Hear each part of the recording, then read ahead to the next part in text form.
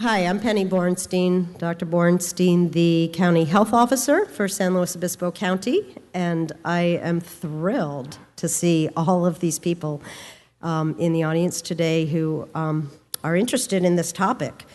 So before I say a few words about the conference, I've got the job of giving you all your marching orders. Our agenda is going to be a little bit changed, and I'll tell you about that when we get to it, but unfortunately we had a cancellation of one of our major speakers at the last moment due to illness. But we have other wonderful folks, and we will have a fill-in. Stay tuned. I do want to introduce some of our special folks in the audience. You're all special, but it's part of my job. So first and foremost, I'm going to introduce my boss. I love to pander, and Jeff Ham, who's our health agency director, is with us today. Also, you could applaud for each one, or you could hold it if you'd prefer. No denigration to our next guest, who is Jason Giffen, who is a really important new partner with us, the Planning and Building Department. He is the director of that department, and I know he told me he was going to be here. I don't see him as of yet, but he'll show up. And also, I know I'm not seeing Supervisor Teixeira. He should be with us and will be at some point. Sherry Espiro, who is the hi, Sherry. She is the legislative assistant to Supervisor Bruce Meacham. Bruce Meacham, nice of me. Bruce Gibson. There's a lot of congestion going on in there, trust me. I don't see Supervisor Patterson as of yet, but he will be with us. I did see Mayor Jan Marks, San Luis Obispo County. I see some people pointing. Thank you. Thanks. And Mayor Shelley Higginbotham. Thanks. From Joyce Ellen Lipman, the Area Agency on Aging Director. All right. And I just want to give you a sense of who's in the room, because we really come from all walks, and that is exactly what we need for this type of work. So we have folks here from our whole region. We are in the Gold Coast region. And we have folks from Ventura and Santa Barbara County public health departments with us, healthcare partners from Healthy Lompoc, the Cambria Healthcare District, Atascadero State Hospital, Sierra Vista, French, and Marion. We have CenCal Health, our Medi-Cal managed care folks, Partnership for Children, Sansone Clinic, CHC, and many school representatives from the County Office of Ed and several of our districts, as well as our universities, Cal Poly and Cuesta. Lots of different agency folks. This is great. Air Pollution Control District, Department of Social Services, Environmental Health, Cooperative Extension, Ag, planners, nonprofits such as United Way, Food Bank, CCAN, Center for Sustainability, First Five, YMCA. I got to keep going in case I leave anyone out. Red Cross Community Foundation, Community Counseling Center. Okay, those are our introductions. Some logistics. There are 3x5 index cards on your tables. Those are to be used for questions. Should you have a question, just wave it, and someone will miraculously come by and swipe it from you, and we'll take it from there. If you are getting CEUs, it is important, and I'll allow you to get up from your seats and go sign in. You must sign in at the beginning of the day, and you must sign out at the end of the day if you want your CEUs. Okay, so just a few words about today's conference. The title, Building Healthy Communities, is a pretty lofty one, but what does it really mean? So I think of it as some of the buzzwords that we've been hearing over the last 2 to 5 years: health in all policies, built environment, health equity. These are some of the things that you're going to hear about today. And if you don't know the meaning of those buzzwords, you will by the end of the day.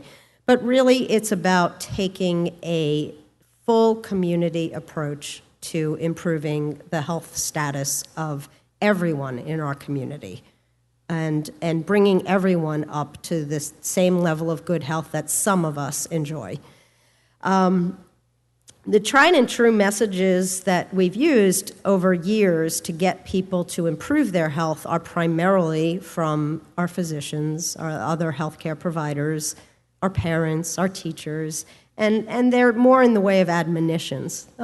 There's a lot of health education that goes on as well in public health and other settings, but all of that work that we have done over many years to get people to change the way they live, to pay attention to their health, is useful, but it is not the be-all and end-all, and we are really falling short if we rely just on those mechanisms. Eat your green beans, go out and play. Well, what if you don't have access to those fresh green beans? Anyone grow up with canned green beans? Not very palatable. So we need to do more as a community to change social norms. And tobacco control gives us a great example of how that happened. It didn't happen overnight. It has taken decades for us to create the conditions in our community that people can take all that education and advice and actually make it work for them because no one else is eating the donut or no one else is smoking next to them. And it just becomes a new way of life for us. Some may think that that's very top-down, or there may be some libertarians in the crowd who think, well, who are we all to tell anyone how to live? But there are lots and lots and lots of people in our community who would like to live a different way of life, but they don't have that opportunity. And so I see it as a role of government, of nonprofit sector, of schools, of community, of planners, of transportation people, to work in concert to create the environment in which we can all live more healthfully. Moment. So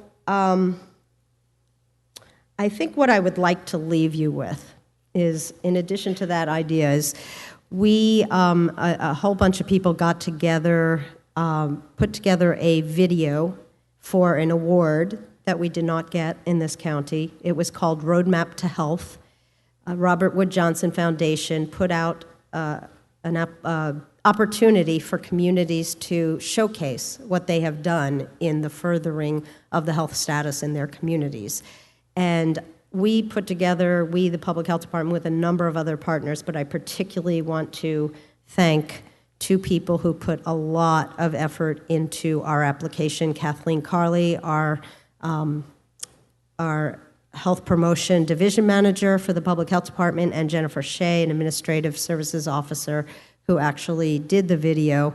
And some of it is about healthcare, but some of it is to give you a flavor for the kind of work that we have been doing and will continue to do toward the goal of building healthy communities.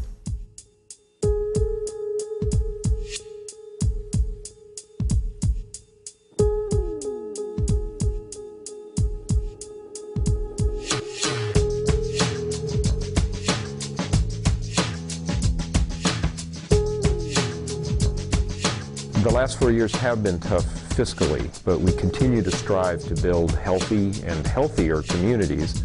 One of the ways we do this in this county is to have development proposals reviewed by a committee that assesses their health impacts.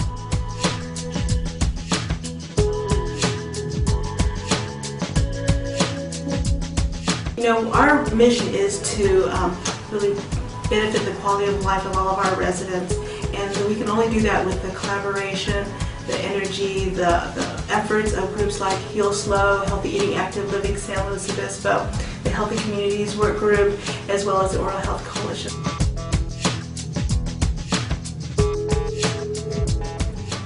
I don't have no cavities. Has no cavities. And I pay that tribute to the older kids being taught how to take care of their teeth from Clinica de Tolosa.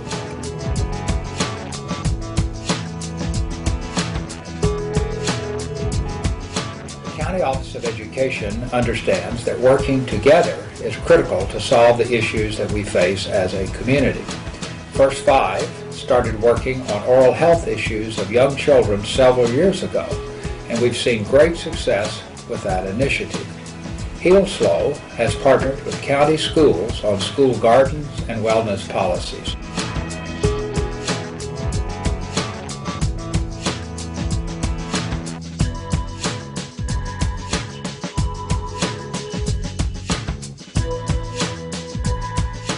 I had heard about it last October when it opened, and I thought, what a wonderful thing to happen to our community. What a beautiful, compassionate blessing.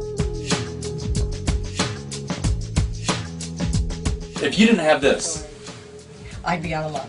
I would be out of luck. and that's kind of a scary thought, isn't it? This is a very scary thought. I'm facing a fairly serious journey as it is, but I do hold hopes for full recovery and owe deep gratitude to the Nordklinic. Deep, deep gratitude.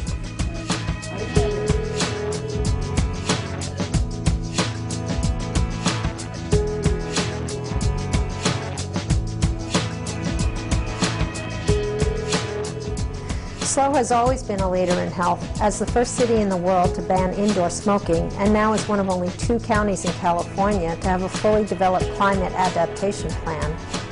An example is our Air Quality Indicators project, where color-coded flags are raised to alert youth and others to the daily air quality forecast.